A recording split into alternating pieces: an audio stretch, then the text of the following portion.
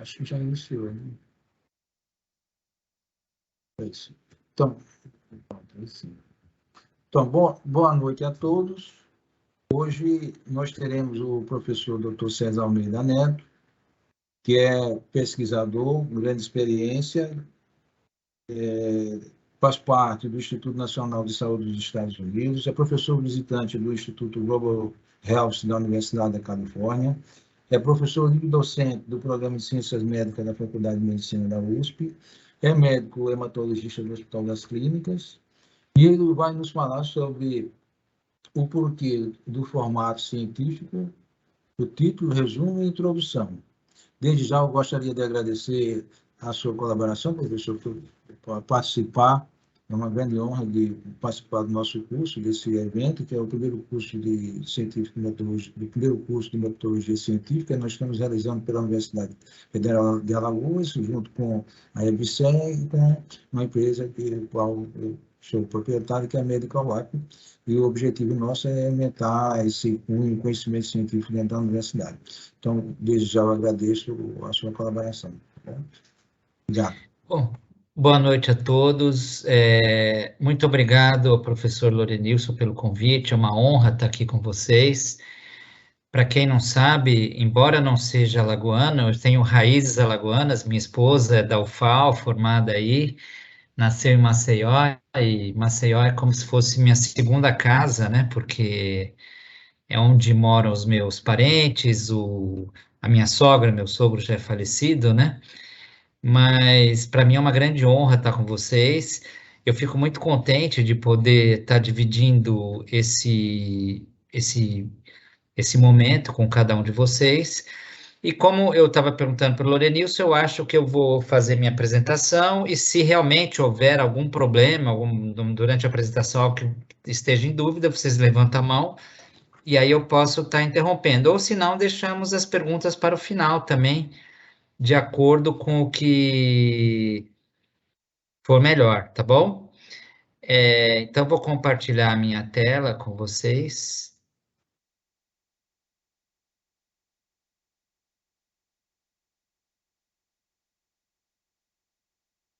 Vocês estão vendo minha tela direitinho?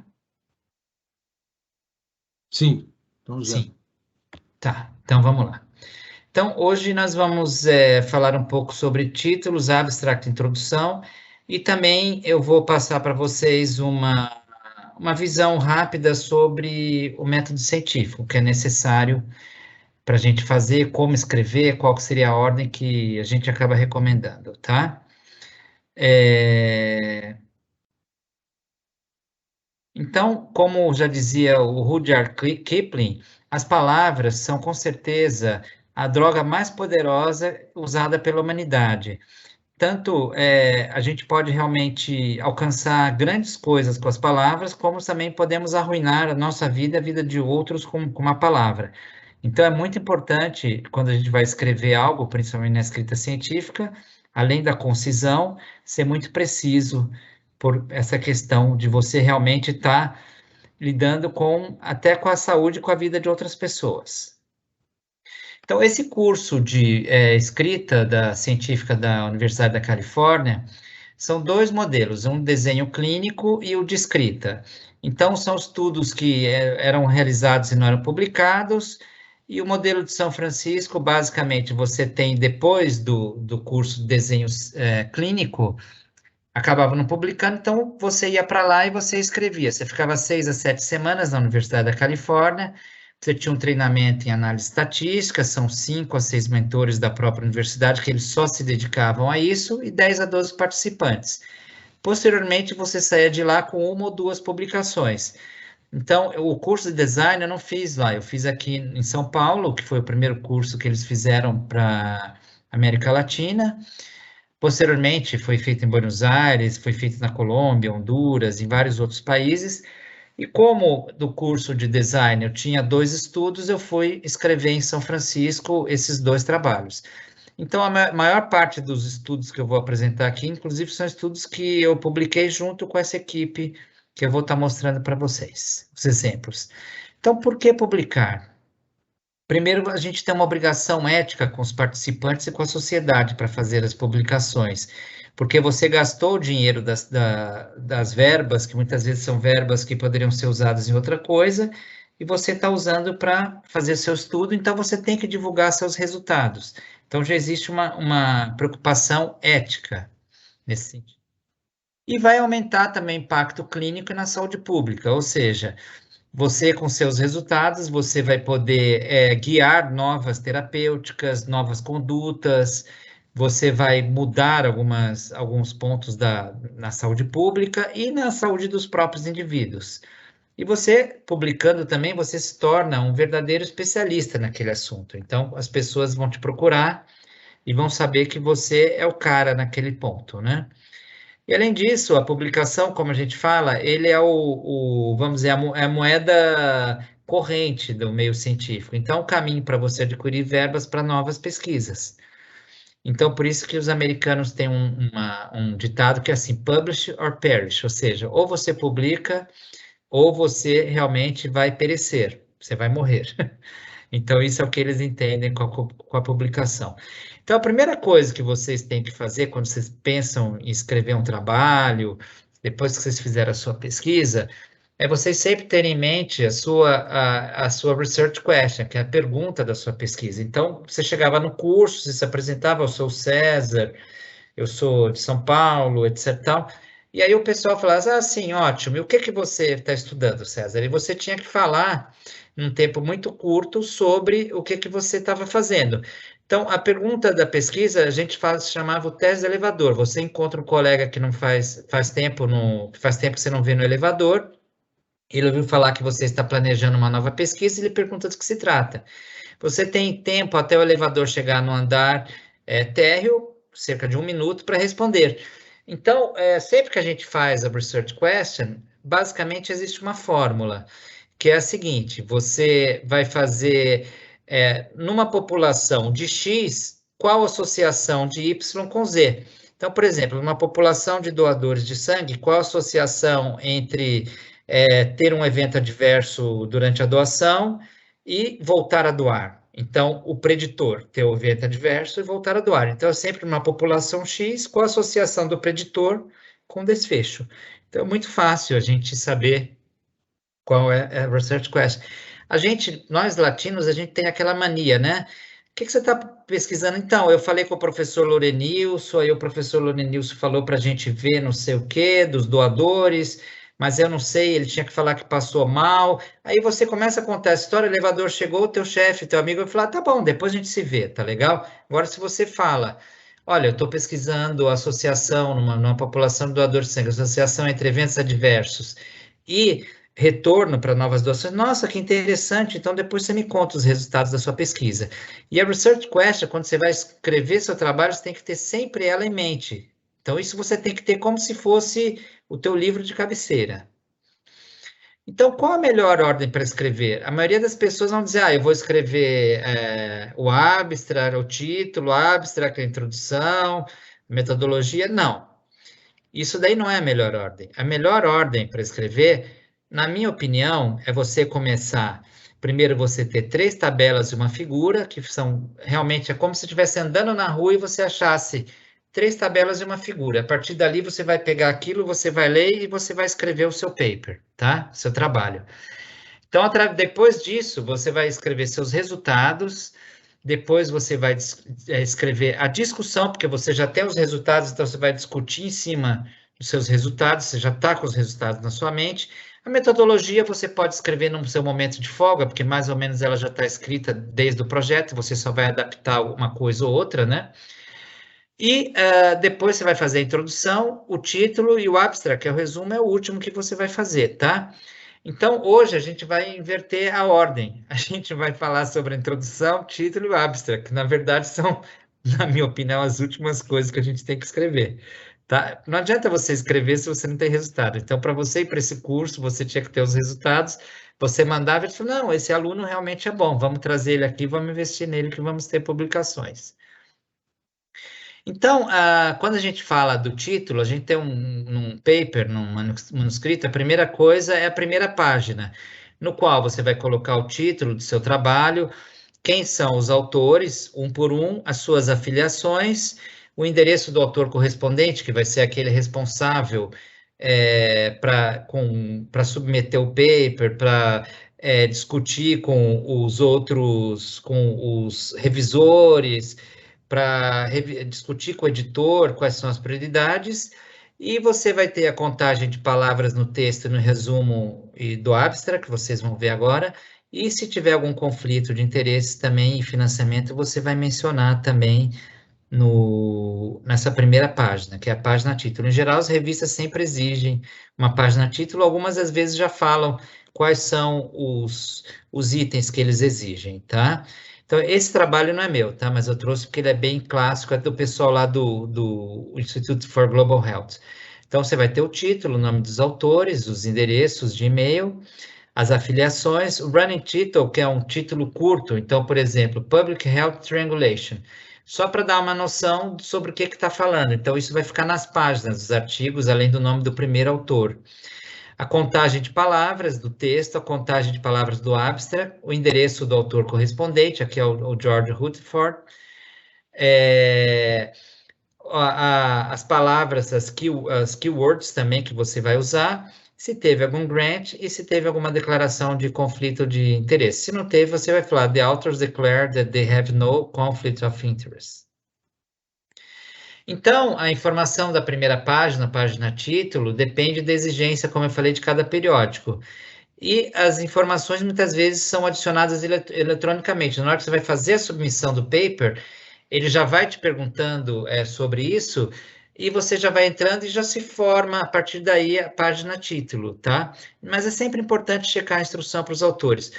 Hoje em dia tem algumas revistas que tem um negócio que eu não conhecia, eu conheci há 1 ano e meio atrás, 2 anos, que basicamente você entra com o seu nome, você pega o arquivo de Word, você joga na submissão e ela monta tudo para você. Ela põe o nome dos autores, o nome do título, ela põe como se fosse um paper já pronto para ser publicado.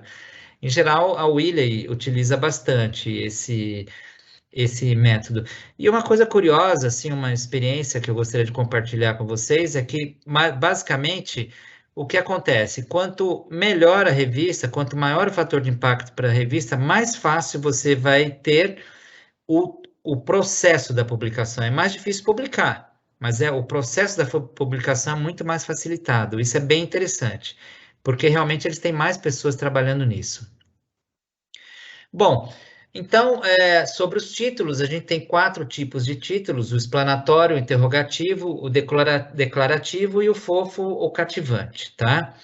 Então, o explanatório, ele vai dizer exatamente como o estudo foi feito. Ele vai dizer qual o desenho do estudo, qual o principal resultado, o principal preditor, a população do estudo, o local onde foi feito e as vantagens que tem. Ele é mais comum, ele é reconhecido como um padrão, então a maioria das pessoas, em geral, quando vão fazer uma tese, usam muito o título explanatório, né?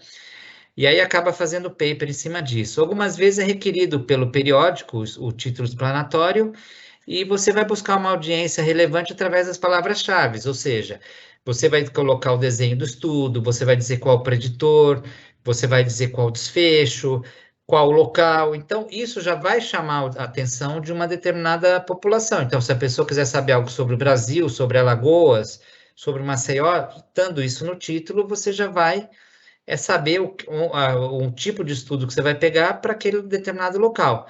A desvantagem é que ele pode ser entediante e muitas vezes é longo, tá? Então, alguns exemplos aqui de trabalhos que nós publicamos, então, de títulos explanatórios. Então, esse foi bem recente, agora saiu esse ano. Então, Prevalence and Risk Factor for Human T-Cell Lymphotropic Virus in Blood Donors in Brazil, a 10-year study. Então, ele está falando que eu estou estudando a prevalência, os fatores de risco para o HTLV1, né, e 2, em doadores de sangue brasileiros durante 10 anos. Então, já falou tudo o que eu fiz aqui. O outro, a randomized trial to evaluate the use of text messaging, letter and telephone call reminders to improve return for blood donors with reactive serologic tests. Então, estou usando um estudo randomizado, estou falando a metodologia, para avaliar o uso de SMS, né? Carta e chamadas telefônicas para lembrar as pessoas para retornar a doar, e pessoas que têm testes sorológicos positivos. E, por fim, a prevalence of serologic markers of transfusion and sexually transmitted infection and their correlation with clinical features in a large cohort of Brazilian patients with sickle cell disease. Então, você vê, é um título que fala tudo, vai estudar a prevalência dos marcadores sorológicos, de doenças sexualmente transmissíveis ou por transfusão, e a correlação com achados clínicos numa corte grande de pacientes brasileiros com anemia falciforme. Fala tudo, mas é um título um pouco cansativo, né? Então, talvez não chame muita atenção dos leitores, mas quando a pessoa quiser saber anemia falciforme no Brasil e doenças transmissíveis, ele vai procurar através desse título. Então, procurando no PubMed, se vocês tiveram aquela aula já sobre como achar artigos, vai ser bem mais fácil achar. Título interrogativo. Então, ele apresenta a questão principal sobre o Search Quest. Qual a vantagem? Ele capta interesse e mantém o foco. E a desvantagem? Se você perguntou, você tem que responder, tá? Então, perguntou, tem que responder no manuscrito. Você não vai fazer uma pergunta e depois falar, não sei se é bem isso ou se não é. Ele descreve pouco o desenho do estudo e, por vezes, não é permitido alguns periódicos. Então, por exemplo, esses interrogativos também são nossos. Are different motivations and social capital scores associated with return behavior among Brazilian voluntary non-remunerated blood donors? Então, se as motivações do capital social estão associados ao retorno de doadores não remunerados, voluntários, no Brasil. E aí você vai falar, não, capital social não está associado. Então, você tem que responder no texto. Esse daqui, se você recusar doadores com alto risco, você vai aumentar a segurança do estoque de sangue. Então, você tem que falar, realmente, se eu recusar, eu vou aumentar a segurança.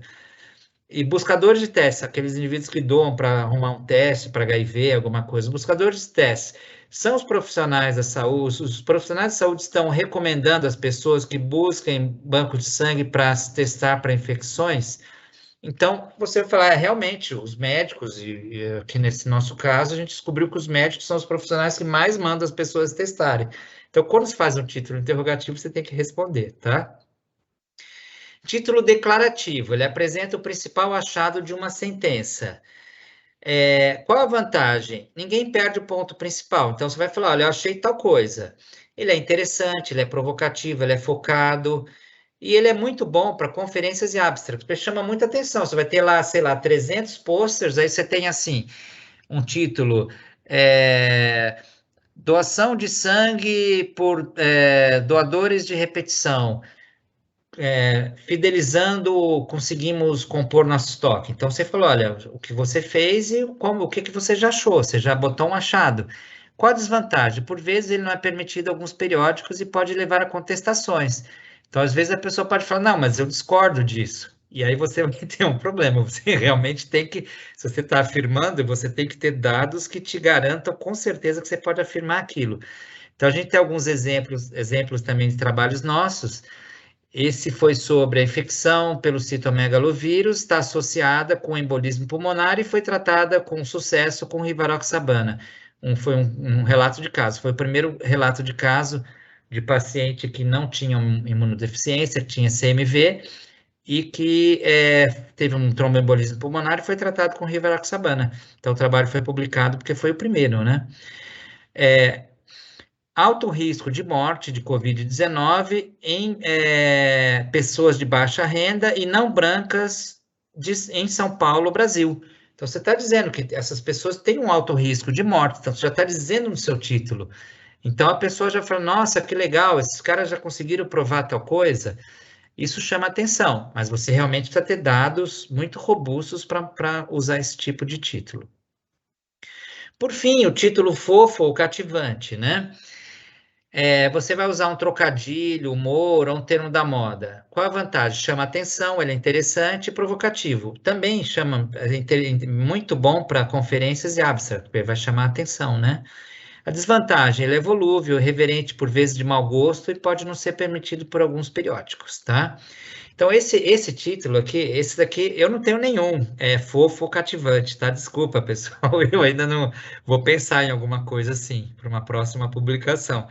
Mas esse autor, que é o Mikhail, ele é o editor da Blood, que é uma revista muito forte dentro da hematologia, né? E a minha formação é de hematologista. E eles estavam descrevendo sobre, como vocês sabem, para, por exemplo, mieloma múltiplo, você usa Benson Jones na urina, então você vai ver proteínas que estão na urina. E eles desenvolveram um método para ver essas proteínas no sangue. Então ele fez o editorial da Blood, que ele botou Pee no more, ou seja, não precisa mais urinar. Então as cadeias leves da urina vão pelo ralo, né? A urina vai pelo ralo com as cadeias leves. Então, quer dizer, só esse cara para publicar isso, porque qualquer outra pessoa que fizesse o negócio Pee no more, urinar, não precisa mais urinar, uma pergunta, né? Ele não ia conseguir publicar isso, mas o cara é editor, então, e ele é fantástico, esse cara, eu conheço ele pessoalmente, ele é muito divertido, né? Então, assim, o título fofo, cativante, realmente é para quem pode, ou numa conferência, num abstract, assim, tudo bem, eu acho que é válido, né? Então, dicas adicionais para título. O título, os principais achados da pesquisa, tem que sempre estar intimamente relacionados, é uma pergunta que vocês têm que fazer. O título está em bom tom? Se não for declarativo, faz sentido? Então, sempre perguntar para seus colegas. Às vezes, uma coisa boa é a gente perguntar para nossa avó, perguntar para nossos pais, nossos irmãos, principalmente se eles não são da área da saúde, né? Você está entendendo o que eu estou fazendo esse trabalho? Talvez eles falem, nossa, realmente, você está fazendo sobre tal coisa, que interessante, né? Quando é um título provocativo, talvez eles não tenham conhecimento, mas é sempre bom ouvir a opinião de leigos acerca disso. E você também tem que se perguntar se as características únicas dos seus estudos estão mencionadas. Então, por exemplo, uma população especial, um método inovador. Então, por exemplo, no caso do Mikhail, ele colocou um método inovador. Então, ele colocou o método lá das cadeias leves, que agora na urina não vão precisar mais. A gente também colocou naquele nosso título sobre Covid-19, São Paulo, então uma população especial, né? E assim por diante. Então, se você tem um método diferente, uma população diferente, coloca isso no teu título que vai chamar a atenção e vai ser mais fácil para as pessoas acharem. Bom, agora passando para o... Tudo bem, pessoal? Podemos continuar por daqui por diante ou tem alguma questão?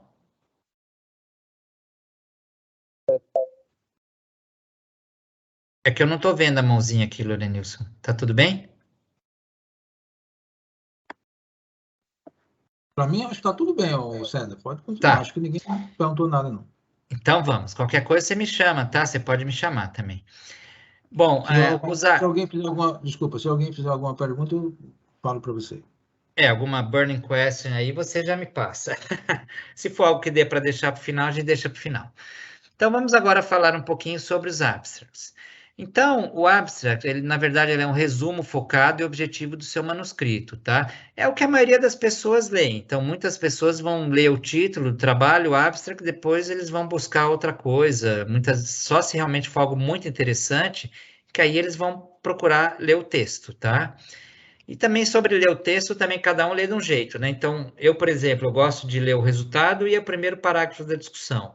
Aí depois que eu vou ler a introdução, que eu vou ler metodologia, quando eu tiver uma curiosidade sobre algo como foi feito, né?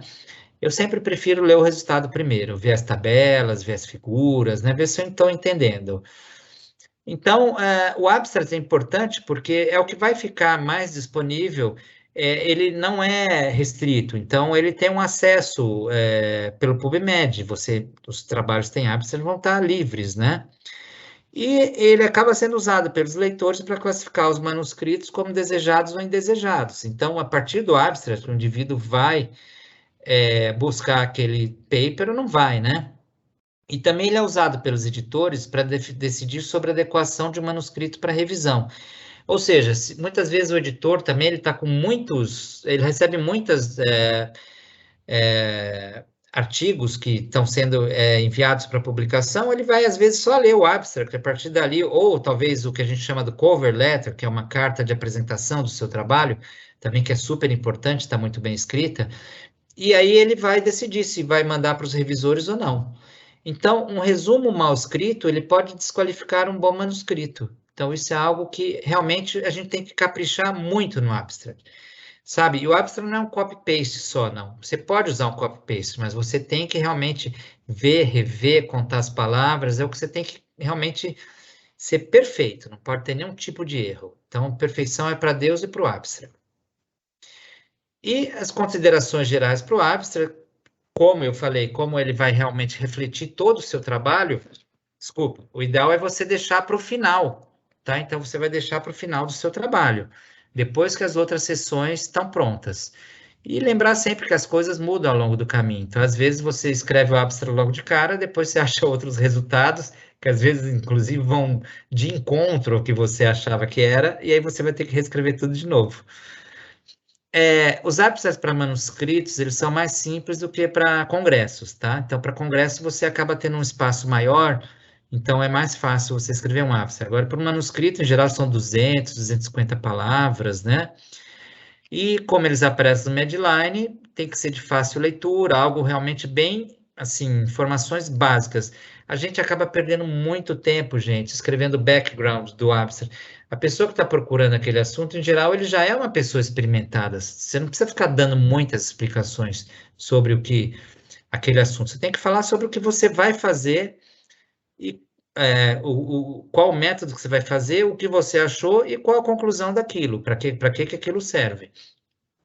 Então, faça que seja de fácil leitura, inclua números, estatísticas dos achados principais também, isso é super importante. Então, você põe as odds ratios, intervalos de confiança, ou o método estatístico que você usou, é importante, tá? No seu abstract, isso é essencial.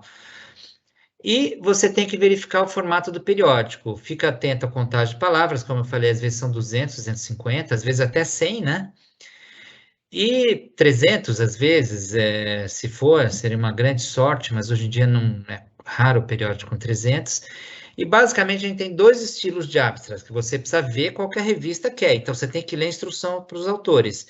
O não estruturado e o estruturado, que a gente vai ver a diferença deles agora, tá? Então, o abstract não estruturado, ele não vai ter introdução, vai ter só um background com uma frase dizendo, olha, nós vamos fazer isso, nós vamos fazer um desenho tal para buscar tal coisa. Vamos ver exemplos.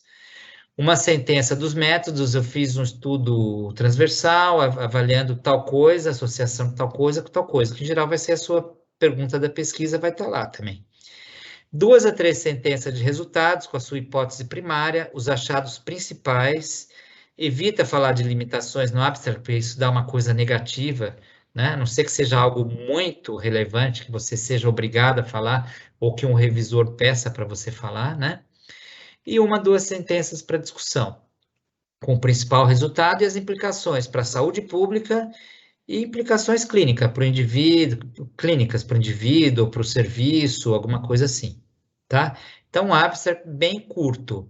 Então, aqui é um exemplo de um abstract não estruturado, que é um trabalho que a gente publicou no ano passado na Science, que, como vocês sabem, é uma revista de alto fator de impacto, e esse trabalho já tem, sei lá, mais de 500 citações. Então, a gente estudou na população do Amazonas a prevalência de anticorpos anti-Covid antes da vacinação, tá? E a gente comparou com a população de São Paulo também, só que a gente usou doadores de sangue como uma população sentinela.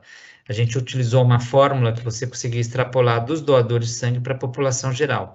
Essa fórmula foi desenvolvida pelos colegas do Imperial College de Londres, né?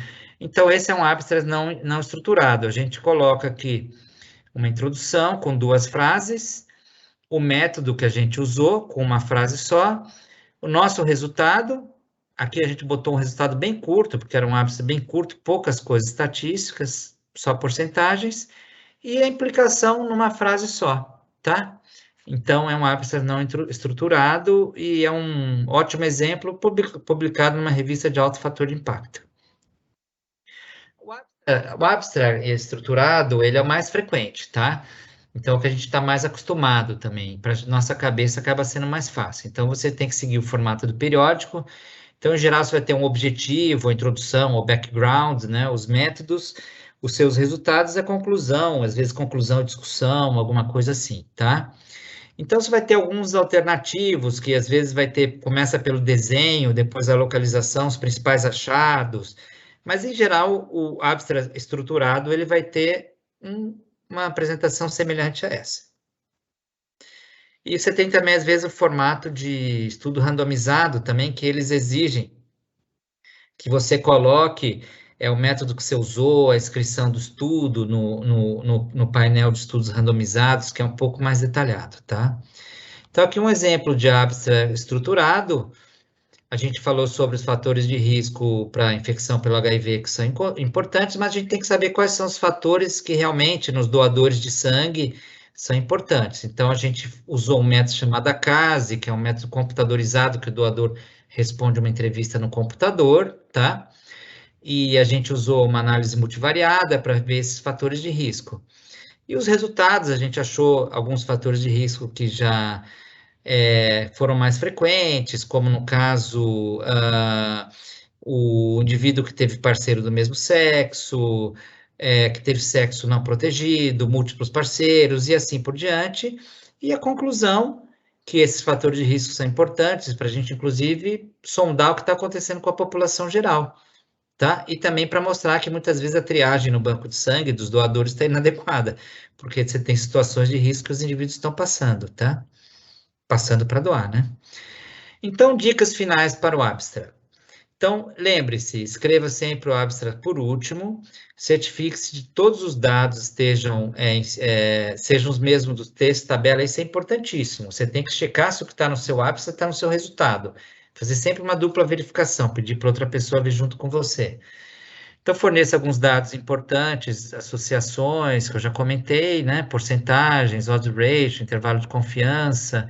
Em geral, o valor de P sozinho é um negócio que não cai muito bem.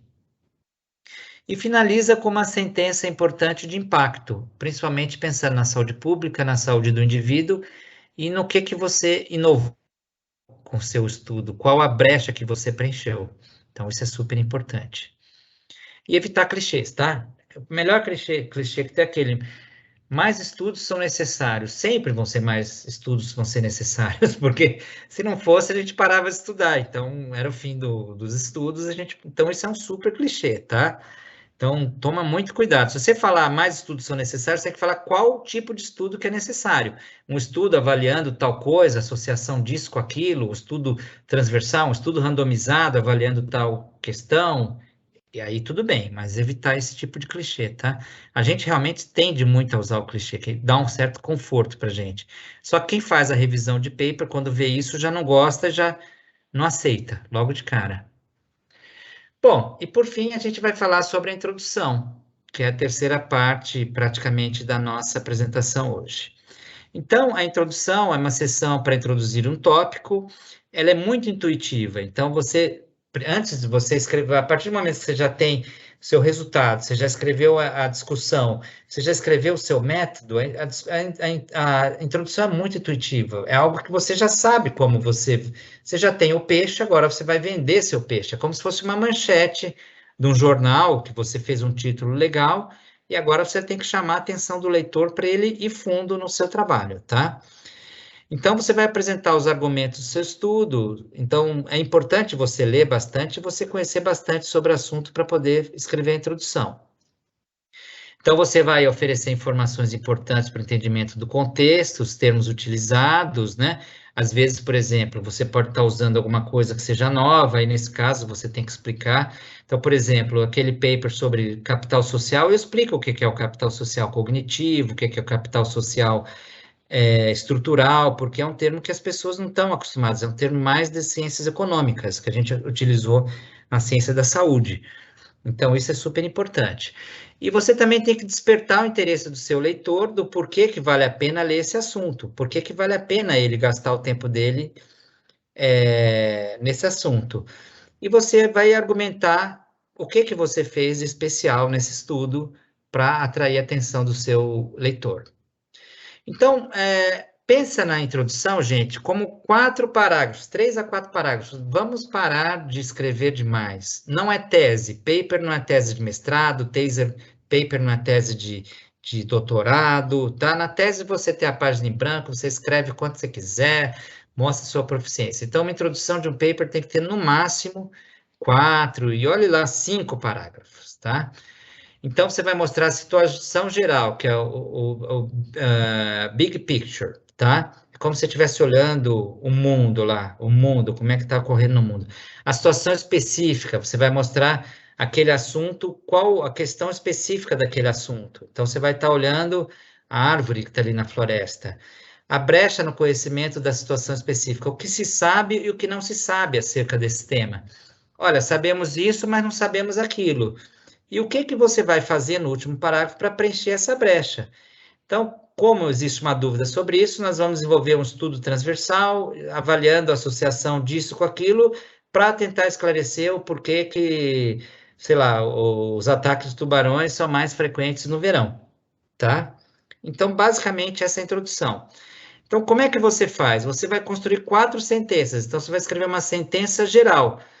Então, vamos dizer, você vai escrever sobre hepatite B e você vai ver a associação de hepatite B e uso de drogas intravenosas. Então, você vai falar, hepatite B, ela ocorre em tantas pessoas, milhões de pessoas no mundo, papapá, ela é responsável por tantas mortes aqui no Brasil, você vai ter tantos casos, etc. Tal. Embora a gente conheça muito sobre hepatite B transmitida por sangue, não sei o que, não sabemos como se comporta em pessoas que usam drogas, não sabemos se a imunidade dessas pessoas também vai ser da mesma maneira. Estou inventando, tá?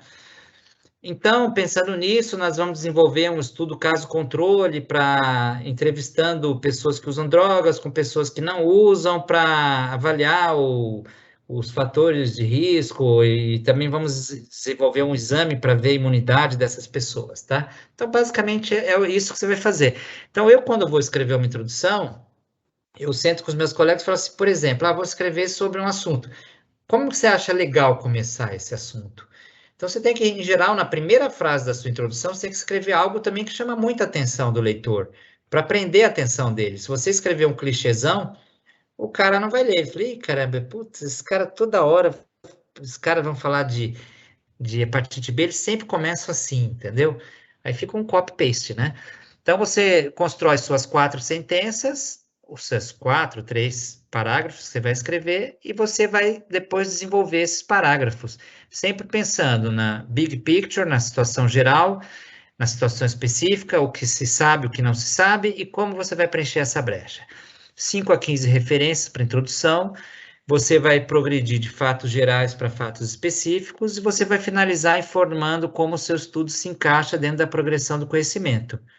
Então, você vai falar o primeiro que vai medir tal coisa, uma população especial, uma população de pessoas com baixo rendimento, não brancas em São Paulo, metodologia mais rigorosa, se você tem uma amostragem mais representativa, se você está usando um teste novo para medir alguma coisa, então isso você vai colocar no último parágrafo da introdução. Então, exemplo de 4 sentenças da introdução que vão te guiar.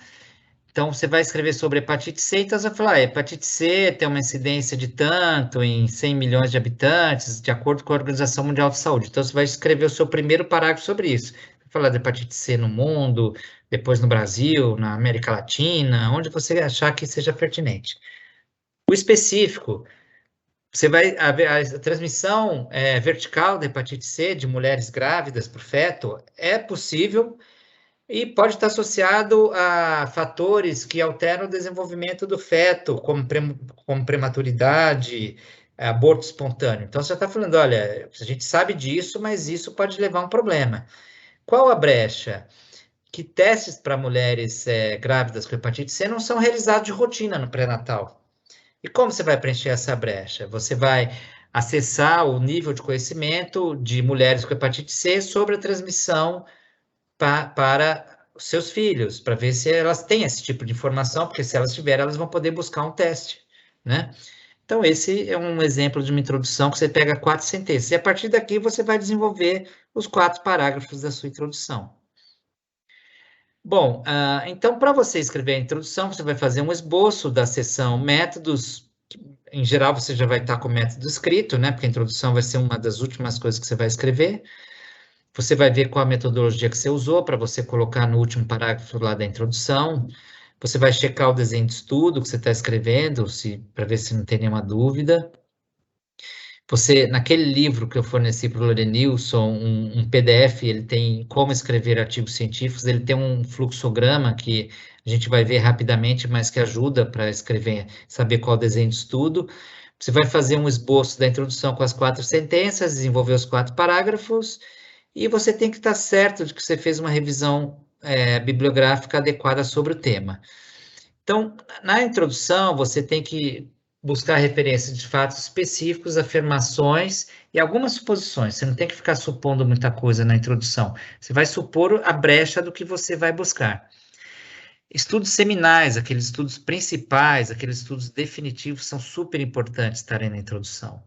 E artigos de revisão sobre o tema também são bem importantes, porque ajudam a gente na introdução.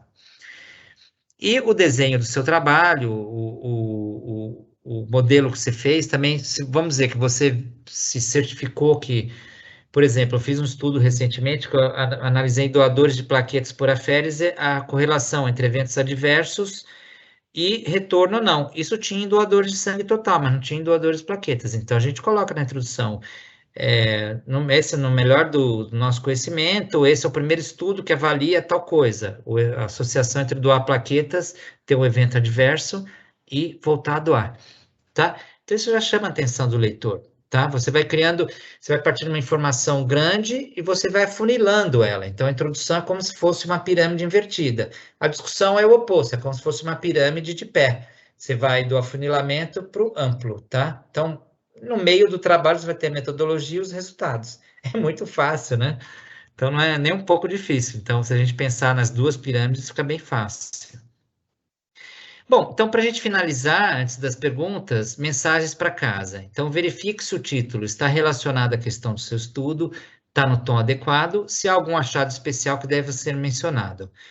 O abstract, são sempre 4 seções que estão no seu abstract, seja ele estruturado ou não, que é o background, métodos, resultados e conclusão. Tem que ter um equilíbrio entre elas, não pôr mais num, menos no outro. Sempre vão estar os seus achados principais e as conclusões se baseiam nos seus resultados. E veja se você seguiu as instruções do periódico. E a introdução, como a gente falou, são 4 elementos da introdução: o geral, o especial, pense na pirâmide invertida, o geral, o específico, a brecha e como preencher a brecha.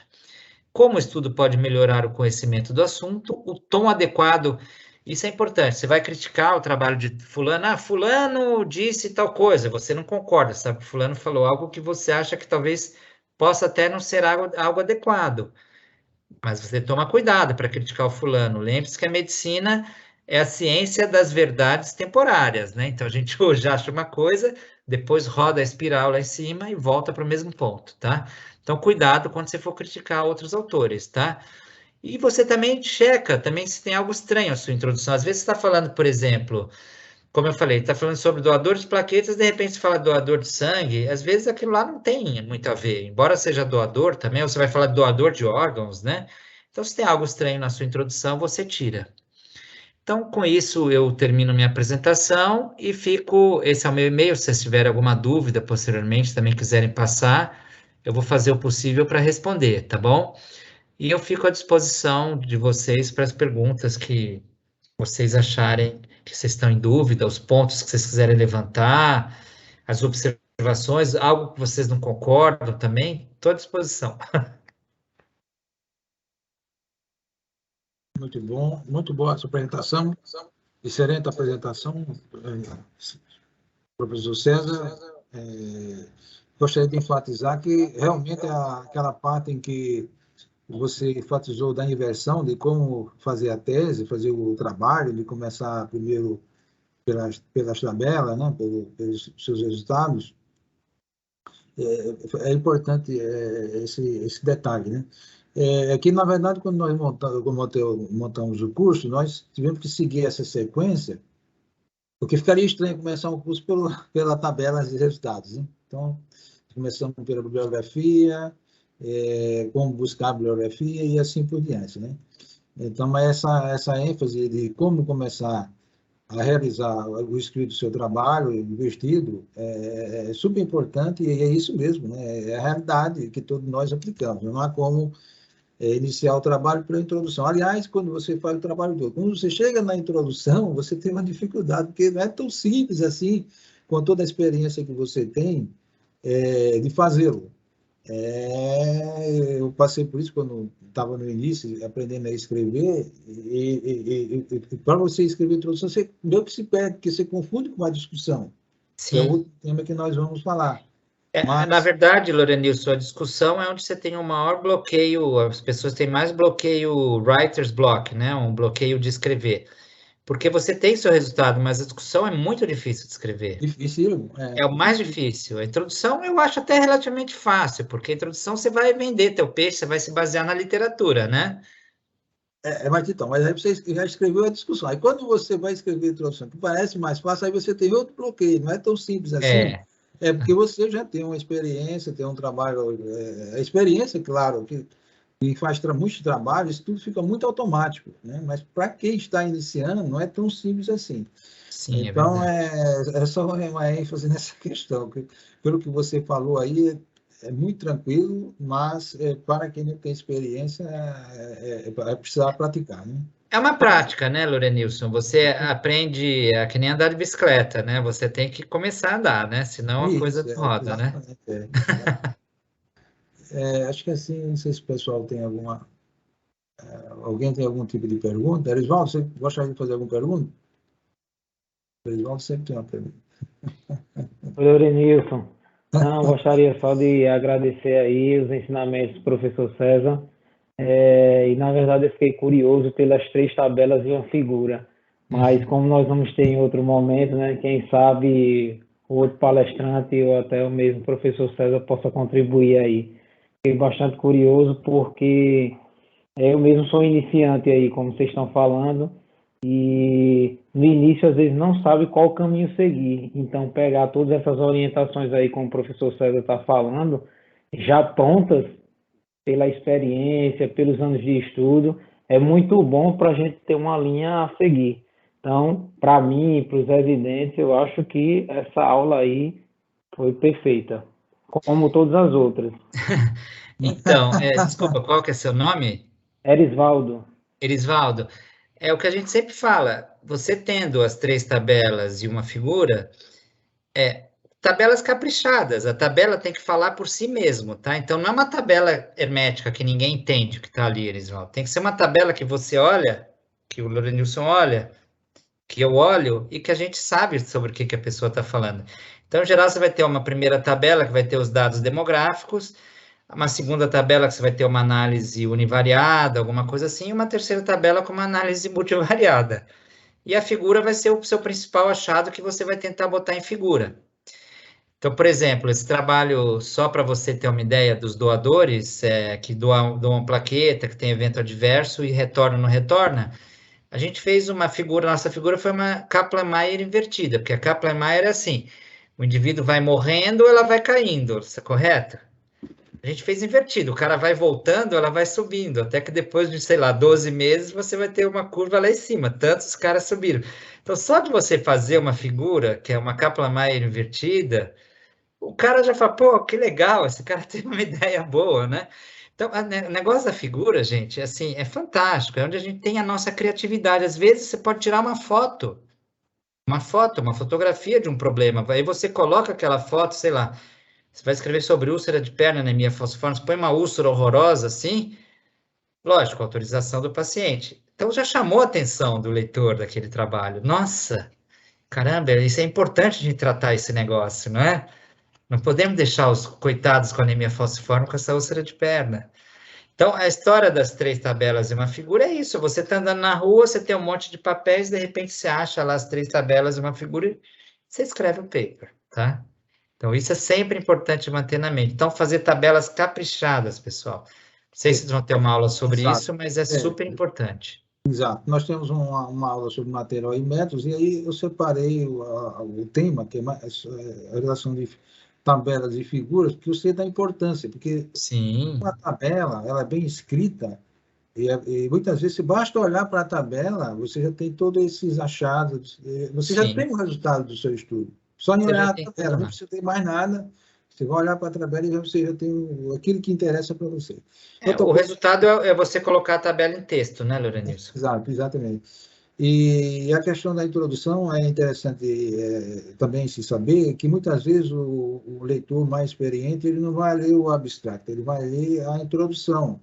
E de como o autor escreve a introdução, da forma como ele escreve, o leitor vai ler ou não, porque ele vai saber a profundidade, ele tem condições de analisar a profundidade do conhecimento de quem fez o trabalho só pela introdução. Então, assim, é importante caprichar bem na introdução do seu trabalho para que o leitor continue a ler o seu trabalho. Por que é importante o leitor se interessar pelo seu trabalho? Porque se ele realiza trabalho dentro da área, ele vai citar o seu trabalho como referência, que é o prêmio de todo pesquisador, né? Que seu trabalho seja referenciado, né? Seja citado, né?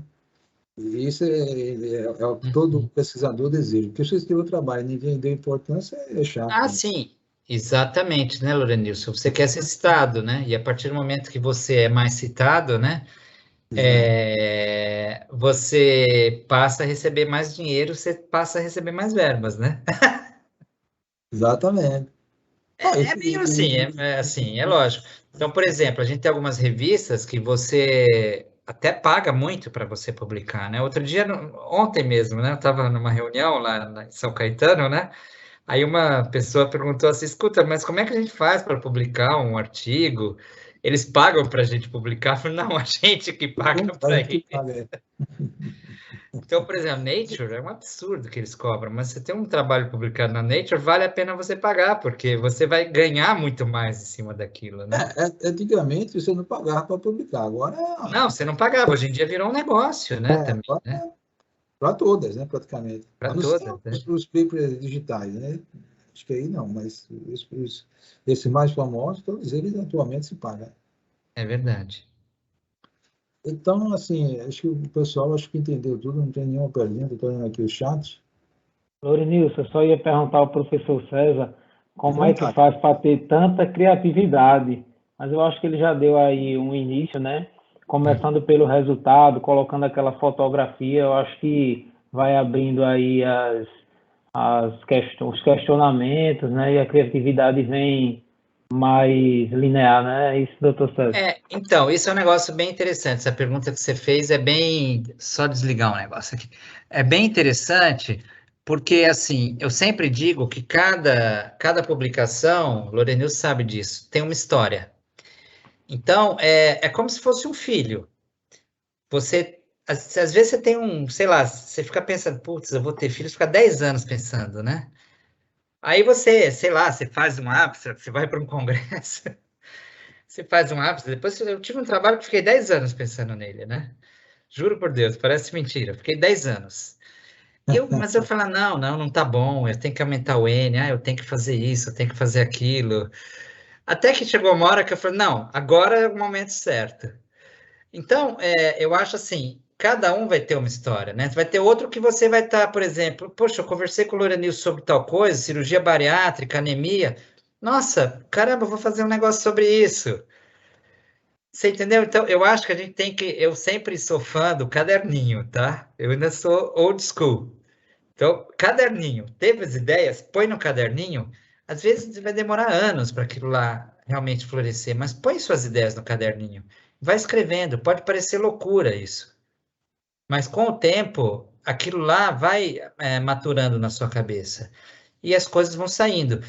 Esse trabalho mesmo do que a gente mandava SMS ou carta ou telefonema para os indivíduos voltarem, eu sempre tive vontade de fazer isso. Aí um dia um cara me ligou, um amigo meu, né? E falou assim: eu queria fazer um trabalho aí, não sei o quê, papapá. Eu estava com uma ideia sobre o que você queria fazer. Eu queria fazer sobre doador que não vem pegar o resultado. Aí eu falei: olha, eu tenho uma ideia, só que eu não tinha tempo de fazer isso. Aí eu expliquei para ele, vamos fazer. Aí o pessoal lá que trabalha com a gente, lá da Califórnia, deu umas sugestões, etc, tal, como randomizar, ensinaram a gente. A gente não sabia como randomizar de uma maneira adequada. O cálculo da amostra, que é um negócio bem difícil, né, de você às vezes fazer. Você precisa da ajuda de um estatístico quando você vai planejar o estudo. E no final foi legal, porque esse cara fez a parte difícil do trabalho. E eu e ele depois escrevemos juntos. Então, mantenha seu caderninho, sua anotação, seu celular, com suas coisas. Teve uma ideia? Coloca, porque depois você esquece, tá? Então, acho que a criatividade a gente cultiva, é como uma planta. Você vai regando, regando, um dia você tem uma árvore ali. Exatamente. Tá bom? Maravilha, doutor Fica essa César, dica. muito obrigado. Fica a dica, né? Prazer. Parabéns, Lourenilson, aí pelo curso, viu? Espero que os residentes estejam aí presentes também, né? Eu que agradeço a presença de todos. Muito obrigado, professor César. Eu tinha esquecido esse detalhe, que você é quase alagoano, né? Casado com a cirurgiã alagoana, que é a doutora Maristela Almeida. Eu não sei se o Erisvaldo conhece, mas ela é nossa amiga. É um grande prazer tê-lo nesse evento. Quando eu imaginei realizar esse evento, já imaginei convidá-lo, que seria uma grande contribuição para os nossos conhecimentos, tá bom? Muito obrigado. E eu fico à disposição de vocês, Lourenilson. Oi? Eu fico à disposição. Se vocês precisarem, eu estou à disposição. Muito obrigado. Porque, acima de tudo, vocês são meus amigos. Vamos ter novos eventos e, com certeza, você será convidado. Eu já falei que você não vai ficar livre da gente nem tão cedo. Pode deixar. Vai colher, vai, vamos dizer assim, sugar os seus conhecimentos muito tempo. Tranquilo, estamos aí à disposição. Um grande abraço para todos e obrigado para todos que nos assistiram. Boa noite, tchau. Boa noite. Até a semana que vem. Até semana que vem. Boa noite, grande abraço. Tchau.